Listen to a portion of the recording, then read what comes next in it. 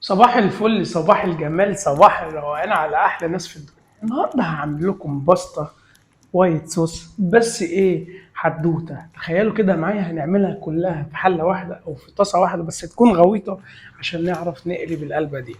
سهله بسيطه، المكونات بتاعتها موجوده عندنا. انا عندي صدر فرخه، او عارفين الفلات اللي هي بتاعت الفراخ، هي دي اللي انا هستخدمها النهارده.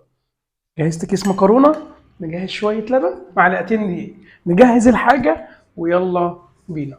في حله على النار او طاسه غويطه على النار زي كده، لاننا احنا اتفقنا هنعمل كل حاجه في طاسه واحده. عندي صدور فراخ او الفلات بتاعه الفراخ اللي موجوده عندنا، انا اقطعها قطع شرايح صغيره كده، عشان انا عايزها ما تاخدش وقت في التسويه، وتبقى كلها كده ايه، نعرف ناكلها مع المكرونه يعني بالشوكه، ما تضايقناش واحنا بناكلها. بعد كده اول ما نشوح كده صدور الفراخ، واول ما البصلايه تبدا تدبل كده ونقلب تقليبه الحلوه، نحط فصين ثوم. انا عندي بقى شويه فلفل الوان كده. بصوا انا حطيت الخضار اللي انا احبه وانا باكله، فاهمين قصدي؟ يعني احنا ممكن نشيل حاجات نحط حاجات براحتنا، المطبخ بتاعنا والاكله بتاعتنا ومحدش ليه حاجه عندنا. هنتبل بشويه زعتر فريش وشويه ملح وشويه فلفل، وضروري زعتر الفريش بيودي الاكله في حته ثانيه. جربوها وهتدعوا لي. اسهل بسطه جايه من الشغل تعبانه، بصوا مكسلين تعملوا اكل، هتعملوها. طبعا في نفس الطاسه، عشان أنا قلت لكم اللي انا هنعملها في نفس الطاسه، حطيت مكعب زبده. هعمل بيه إيه بقى مكعب الزبده؟ اول ما يبدا يسيح احط معلقتين دقيق وادوبه بعيد كده عن الفراخ. بص خدوا بالكم بس من الحركه اللي انا بعملها، لانها ايه مهمه. انا مش عايز الدقيق ايه، انا عايز الدقيق يستوي مع الزبده خالص. بعد كده اول ما نتاكد ان الدقيق خلاص بقى استوى كده مع الزبده كده، مش هيضايقنا في الاكل، ناخد بالنا، هندخل كله في بعضه بقى، مفيش مشكله. هنبدا نجهز شويه لبن، يعني كوبايه لبن او كوبايه ونص، كوبايتين لبن على بص معلقه الدقيق بتاخد كوبايه لبن، فاهمين قصدي؟ ونبدا نحطها وهنقلب بالراحه كده على نار هاديه، لحد ما يبقى كده احنا عملنا صوص الوايت صوص في نفس الطاسه مع الفراخ، من غير بقى ما نوسخ مواعين كتير ولا نعمل اي بهدله ولا هنعمل اي حاجه.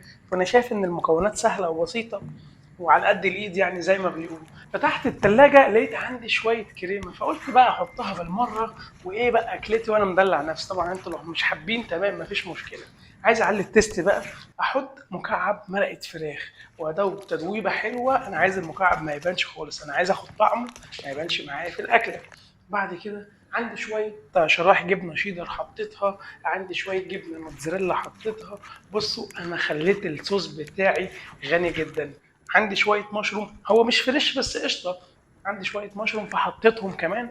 كده احنا عملنا باستا وايت صوص. بس ايه حدوته، هنجهز ايه بقى دي حدوته؟ شويه مكرونه، واي نوع مكرونه، المكرونه تكون مسلوقه، وهناخدها كده وهي مسلوقه وسخنه على طول، نستعملها في الصوص وهو سخن على طول. وعشان اقول لكم اللي انا مدلع نفسي، انا عندي شويه جبنه برمجان رشيتها برضو على الوش. معلش يا جماعه بقى، في مطبخي وفي اكلتي اعمل اللي انا عايزه، اشيل حاجات احط حاجات براحتي بقى، دي حدوته. انا كده واضح ان انا خلصت حلقه النهارده. هقلب بقى كل الحلويات دي كده في بعض. ما انا مستني رايكم وتقولوا لي ايه رايكم في الحلقه، خفيفه سريعه بسيطه، يعني قولوا لي اي حاجه انتوا عايزين تقولوها. يا رب اكون قدرت اقدم لكم حاجه تعجبكم. اشوفكم في حلقه جديده، مع السلامه وبالهنا والشفا.